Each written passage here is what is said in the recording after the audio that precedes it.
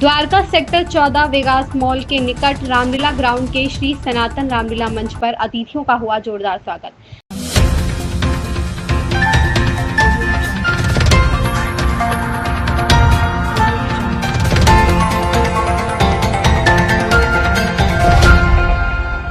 Dwarka sector 14 Vegas mall के नजदीक Ramlila ground के श्री सनातन रामलीला मंचन के सुरक्षात्मक व लाभान्वित नजारों का लुत्फ उठाने हेतु भारी तादाद में दर्शकों की भीड़ उमड़ रही है। आखिर ऐसी क्या खास विशेषताएं हैं जो तमाम दर्शकों को आकर्षित करके सेक्टर 14 रामलीला ग्राउंड की ओर खुद ब खुद आने को कर रही है मजबूर। आपको बता दें, श्री सनातन रामलीला मंच द्वारका में हो रही तीसरी रामलीला में पालम 360 के प्रधान सुरेंद्र सोलंकी, द्वारका वार्ड निगम पार्षद रामनिवास गहलोत, ककराला वार्ड निगम पार्षद सुदेश गहलोत के अलावा अन्य गणमान्य वरिष्ठ अतिथियों ने की शिरकत। श्री सनातन रामलीला मंचन की अध्यक्षा बबीता सिंह की अगुवाई में सभी वरिष्ठ अतिथियों का रामलीला मंच पर स्वागत के अलावा उन्हें श्री राम चिन्ह भेंट कर जोरदार तरीके से किया गया सम्मानित। मुख्य वरिष्ठ अतिथियों ने अपने संबोधन में श्री सनातन रामलीला के जीवंत मंचन को काबिले तारीफ व सराहनीय योग्य बताते हुए कहा, श्री सनातन रामलीला मंचन अपनी पुरातत्व संस्कृति धरोहर को सदैव जिंदा रखने हेतु युवा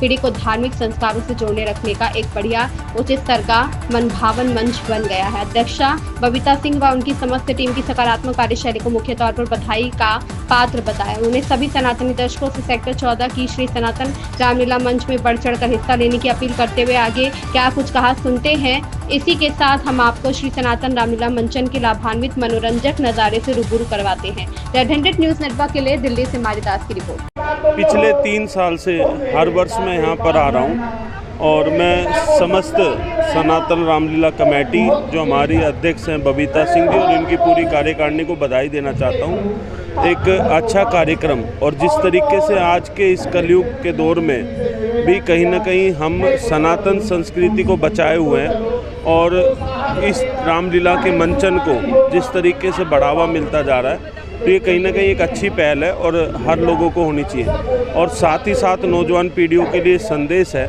कि वो जिस तरीके से भगवान श्री राम ने उनका पूरा जीवन रहा, उस चरित्र को अपने जीवन में लेकर आए। शायद सारे चरित्र को नहीं ला सकते तो कम से कम एक कोई ऐसा उपदेश या कोई ऐसा चरित्र उनका हो जिनको हम अपने जीवन में ला सकें। जिस तरीके से अधर्म के खिलाफ धर्म के लिए लड़ना पड़ता है, तो उसी तरीके से हम लोगों को भी नौजवान पीढ़ियों को सीखना चाहिए कि जब किसी के ऊपर कोई दुख पीड़ा हो या सनातन के लिए या धर्म के लिए लड़ाई लड़नी हो तो वहाँ पर सबको एकजुट होकर लड़ना चाहिए। और साथ ही साथ अच्छे संस्कार हमें अपने आने वाली पीढ़ियों को देने चाहिए ताकि हम सब आज इस दौर में एक आधुनिकीकरण का जो दौर है उसमें कहीं ना कहीं नौजवान पीढ़ी संस्कारों से दूर जाती जा रही है। तो वो हम सब के लिए एक बहुत बड़ा चैलेंजिंग समय है और उसको हमें अपनी आने वाली पीढ़ियों को सिखाना चाहिए, बताना चाहिए। और साथ ही साथ सनातन के लिए भी जिस तरीके से इस रामलीला का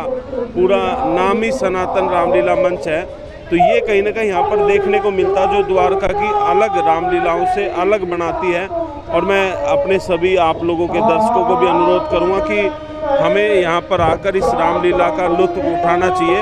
और दोबारा से इस कमेटी को मैं बहुत बहुत धन्यवाद देता हूँ। श्रीमती बबीता जी जो इसकी अध्यक्ष हैं और महेश ध्यानी जी और इनकी समस्त टीम इतना भव्य रामलीला मंचन यहाँ पे कर रहे हैं और प्रभु श्री राम के आदर्शों पे चल के हमें कुछ सीखना चाहिए।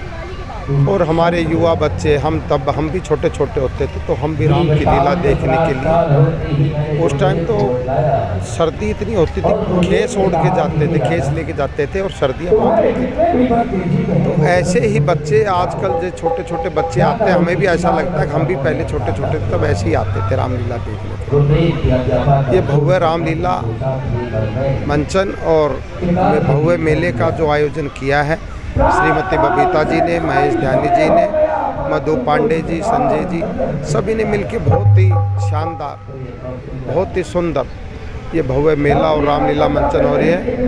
हम सभी को यही कहेंगे कि प्रभु श्री राम के आदर्शों पे चलें नमस्कार साथियों, मैं सुदेश कुमार, निगम पार्षद ककरोला वार्ड 123। आज हम सेक्टर 14 रामलीला में पहुंचे हैं, जो कि हर साल यहाँ पे रामलीला होती है मेरे वार्ड में।